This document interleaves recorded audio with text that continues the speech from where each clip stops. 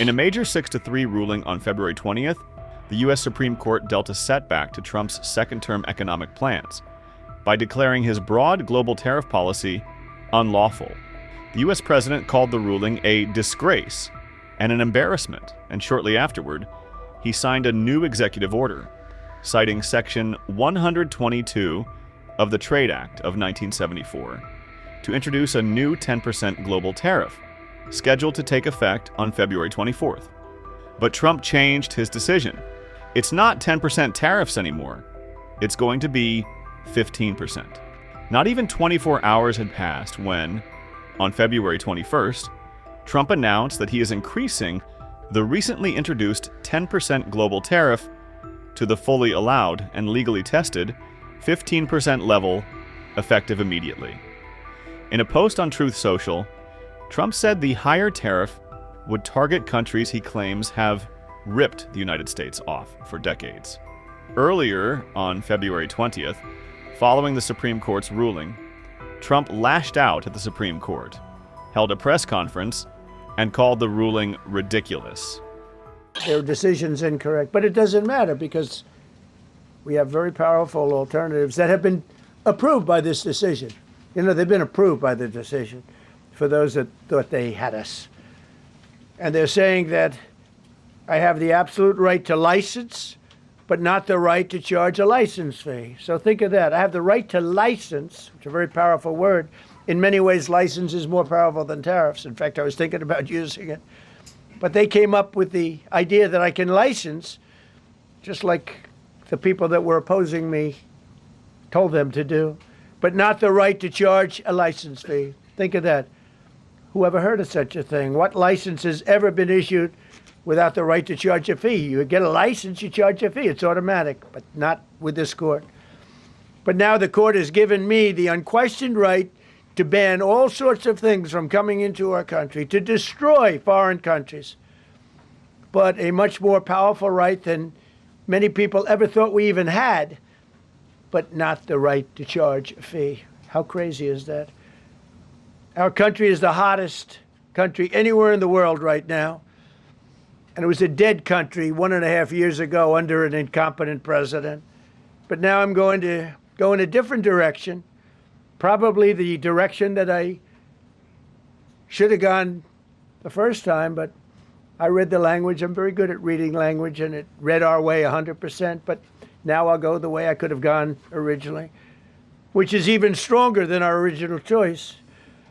As Justice Kavanaugh, whose stock has gone so up, you have to see, I'm so proud of him, wrote in his dissent, although I firmly disagree with the court's holding today, the decision might not substantially constrain a president's ability to order tariffs going forward. So, think of that. The decision might not substantially constrain. And it doesn't, he's right. In fact, I can charge much more than I was charging. So I'm going to just start. Although I firmly disagree with the court's holding today, the decision might not substantially constrain a president's ability to order tariffs going forward. That's because numerous other federal statutes, which is so true, authorize the president to impose tariffs and might justify most, if not all, of the tariffs issued in this case. Even more tariffs, actually. Those statutes include, think of that, those statutes include, for example, the Trade Expansion Act of 1962, Section 232. All of these things I know so well. The Trade Act of 1974, Sections 122, 201, 301. And the Tariff Act of 1930, Section 338, all clear. But it's a little bit longer process. I thought I'd make things simple, but they didn't let us do that. I would like to thank Justice Kavanaugh for frankly, his genius and his great ability. Very proud of that appointment. In actuality, while I am sure that they did not mean to do so, the Supreme Court's decision today made a president's ability to both regulate trade and impose tariffs more powerful and more crystal clear rather than less. I don't think they meant that. I'm sure they didn't. It's terrible. And to think that the Democrats who oppose this only because they want to go the opposite way, they'd like to pack the court. They want to put on 21 people. They want to pack the court, pack the Supreme Court. Maybe they should do it. Maybe they would be better off if they did it. They want to pack the court. They want to do anything to hurt our country. There will no longer be any doubt, and the income coming in and the protection of our companies and country will actually increase because of this decision. I don't think the court meant that, but it's the way it is. Based on long-standing law and hundreds of victories, and even, as I was pointed out before, even thousands of victories over the years, to the contrary, the Supreme Court did not overrule tariffs. They merely overruled a particular use of IEEPA tariffs. And essentially, it's used to get a fee. I can do anything I want with IEEPA, anything. I just can't charge anybody for it.